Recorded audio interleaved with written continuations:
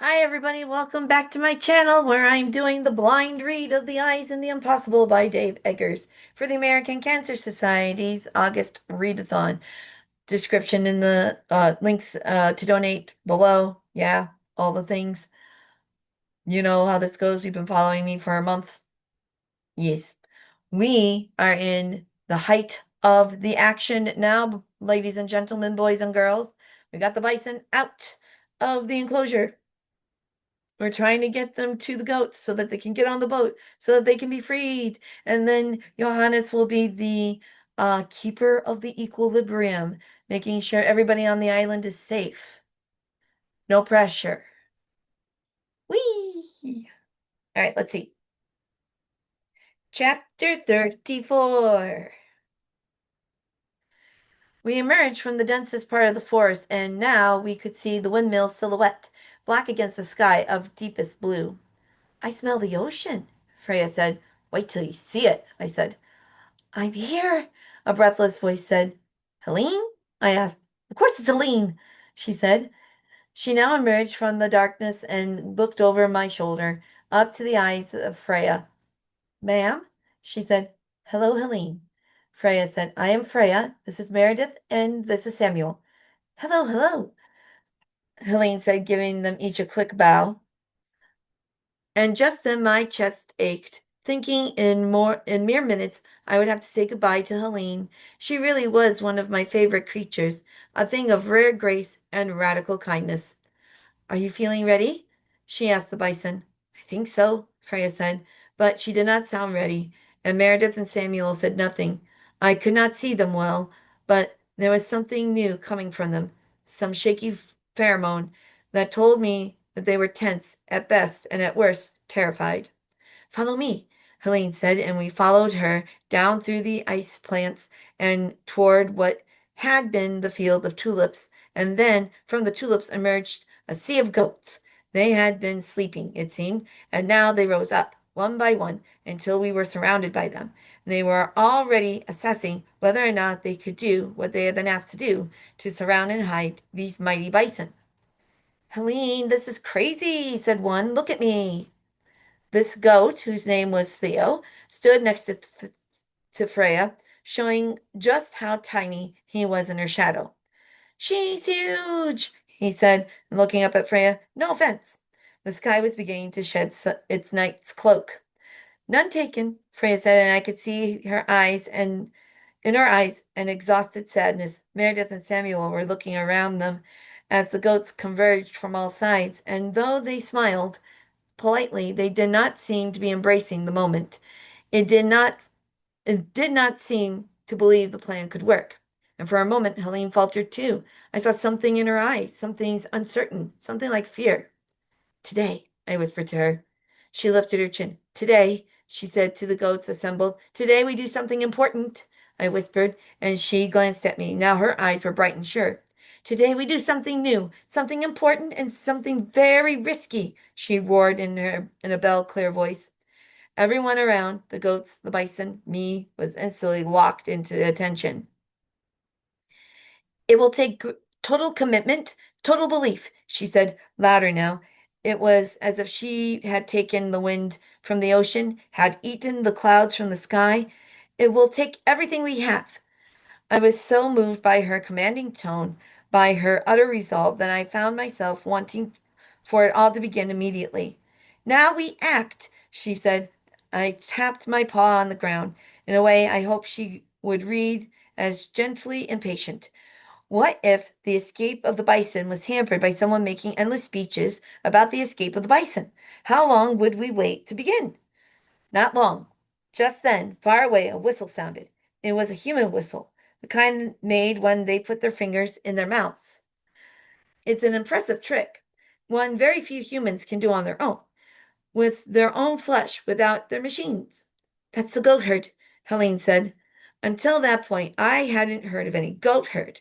But now, in the faraway distance, I could see a man in a wide-rimmed black hat. It was the human who had been with them the first day. That's the goat herd, he said. Indeed, Helene said. Now, the first group knows what to do. Go now. At her command, a group of 12 goats ran off toward the goat herd. and when they came upon him, they sprinted past him toward the jagged boulder that separated us from the port. The plan was these goats would rush toward the ship, forcing the goatherd to rush with them, chasing them, desperate to get ahead. He would not follow them to reach the ship before him, so this would keep him occupied and out of the way of Helene, I was sure. Of this, Helene was sure. He will be very surprised, Helene noted. Never before have any of us rushed to get back on the boat. And so we watched the goats run up the hill and watched the goatherd, I love this word, goatherd, run after them, which left 100 or so goats still back near the windmill, ready and waiting to do the principal work of the escape, which was to cloak the bison and goat chaos.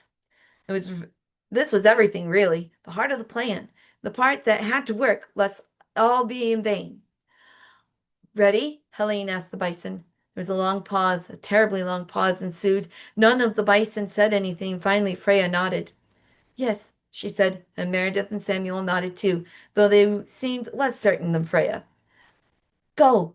Helen roared, and the goats converged upon the bison, forming a tight mass, jumping and swirling, baying and zigzagging. The hope was to create a mass of manic activity such that if the goatherd looked back at all, he would only see a thrashing forest of goats moving steadily toward the ship. And in the dim light, we hoped the goatherd would not see the three enormous bison hidden in the moving goat forest.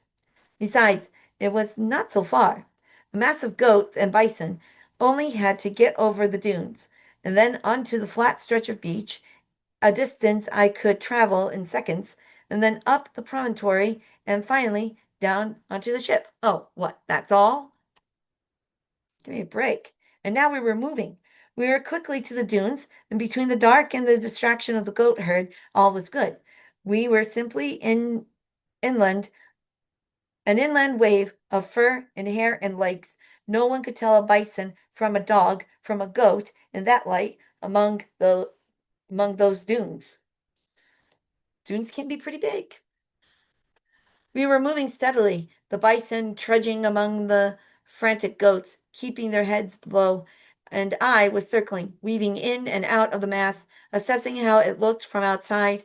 Good, good, fine, better than expected, while also periodically reassuring bison and goats alike that all was working, that all we had to do was continue. When we made it down to the oceanward side of the dunes, we saw the long stretch of flat beach before us. I laughed a bit, knowing that we were on our way, and there was not all that much left to do. It's so far, Meredith said. I was just thinking about the distance, I told Meredith, and was thinking that it's not so far. Now Freya seemed unsure.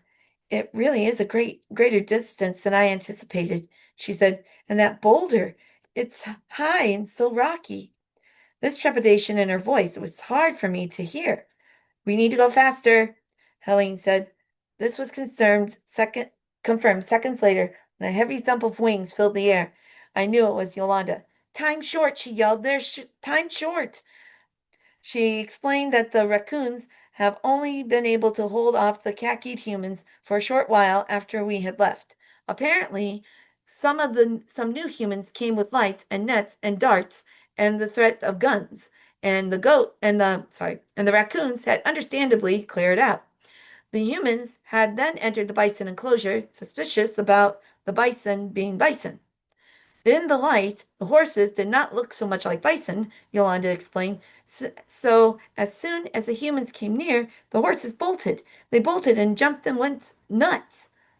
As a means of distraction, I hope, I said. Oh, yes, yes, of course, Yolanda said. Horses had run around the enclosure, kicking and rearing and scaring the humans, and finally they escaped entirely, jumping the fence that the bison never could. The horses cleared it like it was nothing. You should have seen it, Yolanda said. Then they scattered all over the park, she thought. And I agree, that was both advantage and a problem. The horses would occupy the park's people, who would have to track the horses down and bring them back to the stables. But at the same time, so much action in the park in general would likely bring more people, more control of the animals people, and maybe even parks police. This would not be good for our quiet pre-dawn escape. So you better get moving, Yolanda said. Oh, and Angus said you only have 18 minutes, whatever that means. Another picture of Johannes running through the park. Whoo!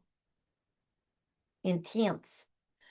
I didn't know what that meant, but I looked to Helene and she confirmed that we needed to move.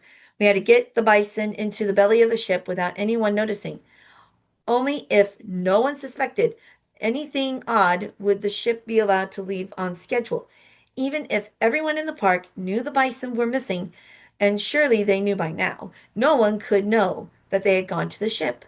So we only had to get them aboard unseen. We'll be 1,000 miles across the sea before anyone would guess, Helene said. Far too quick, far too late to turn back. Boy, I hope so. Whew, crazy. Very interesting that the bison are more nervous now about leaving. I mean, it's all well and good to plan the stuff, but when it comes to actually doing the thing, yee! Well, that's the end of that chapter. We're getting near the end, guys. Getting near the end. We got about 6 more chapters to go. We can do it. All right, Roma, Riva, and Krishna, Auntie Heather loves you very much. I love the rest of you too. See you next time. Bye-bye.